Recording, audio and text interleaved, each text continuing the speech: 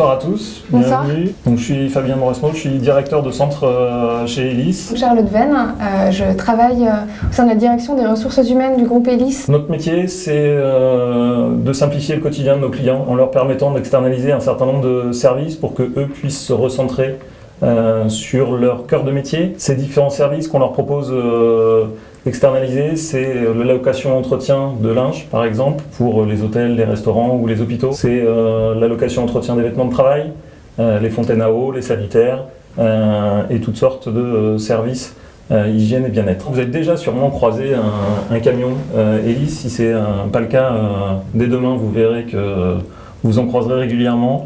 Vous êtes peut-être dit d'où il vient ce camion, où il va, qu'est-ce qu'il fait. Il vient d'un des 300 centres de production ou distribution.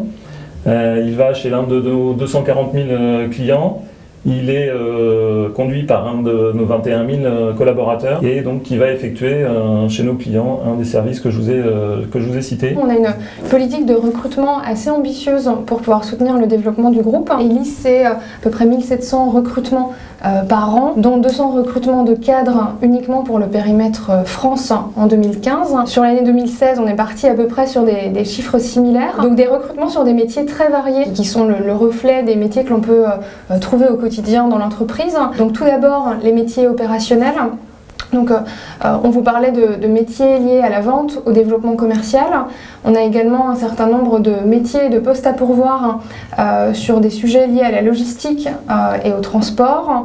Et dernier cœur de métier opérationnel, tout ce qui a trait à la production et à la maintenance. Le dénominateur commun sur l'ensemble de ces métiers-là, c'est vraiment la responsabilité qui va être confiée à nos collaborateurs, puisque nos collègues Jonathan et Vincent vous en parleront très tôt. On a par exemple des jeunes diplômés qui, lorsqu'ils arrivent chez Elis, occupent des fonctions managériales, mais c'est la responsabilité vis-à-vis de nos clients également. Donc des postes à enjeu qui vont être confiés sur les métiers opérationnels. Les fonctions de support ne sont pour autant pas en reste.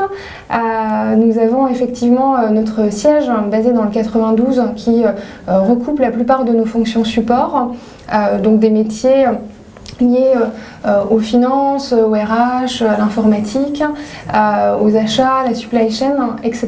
Et là, qui sont vraiment des métiers, comme leur nom l'indique, en support à nos opérations. C'est une valeur très très forte chez Elis que de se dire que lorsqu'on travaille au siège, on travaille pour accompagner, entre autres, nos usines et nos centres dans la réussite de leur mission au quotidien. Au-delà d'une formation, qu'elle soit technique ou commerciale d'ailleurs, puisqu'on a les deux domaines, c'est vraiment votre personnalité, votre goût du terrain et votre esprit de responsabilité, puisque on l'a dit et on le reverra avec les prochains intervenants.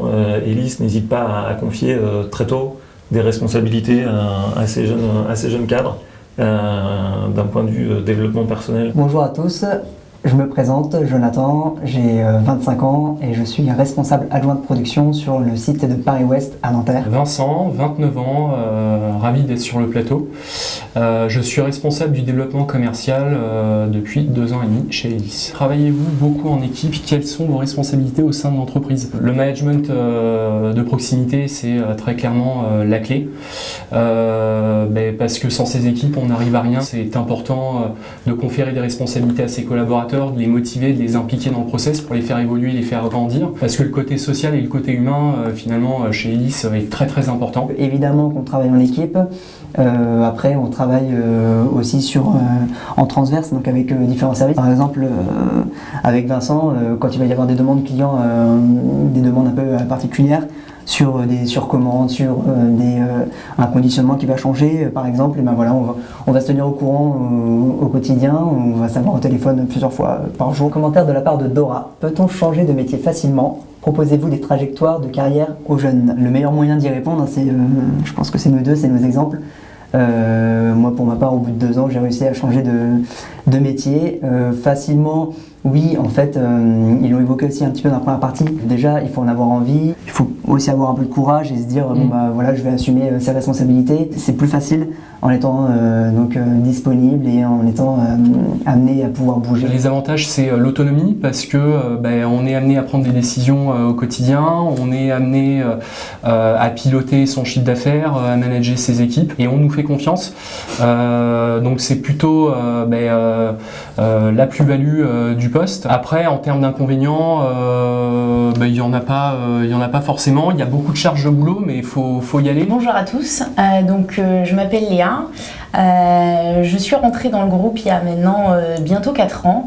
Je suis responsable adjointe de production sur le centre de Pantin. Lorsque vous intégrez le programme Jeunes Talents, vous êtes déjà dans l'entreprise. C'est-à-dire que c'est un programme qui est dédié à des collaborateurs déjà en poste. C'était le cas de Léa lorsqu'elle a intégré le programme Jeunes Talents. Généralement, les collaborateurs qui l'intègrent ont entre 1 année et 4 ans d'expérience au global ou dans l'entreprise au moment où ils rejoignent ce programme-là. Et les modules de formation qui sont dispensés sont à la fois la conjugaison de formation en présentiel avec les formateurs dont je vous parlais tout à l'heure, mais aussi la combinaison de travail, de recherche sur le terrain et d'études de cas pour le côté pratique de la formation. Qu'est-ce que le programme vous apporte? Qu'est-ce qui est le plus difficile? Ce que ça m'apporte, je pense que j'en ai parlé aussi un petit peu tout à l'heure, mais c'est de sortir de mon quotidien, c'est de m'apporter des formations que j'ai pas encore eues, des choses que je vois pas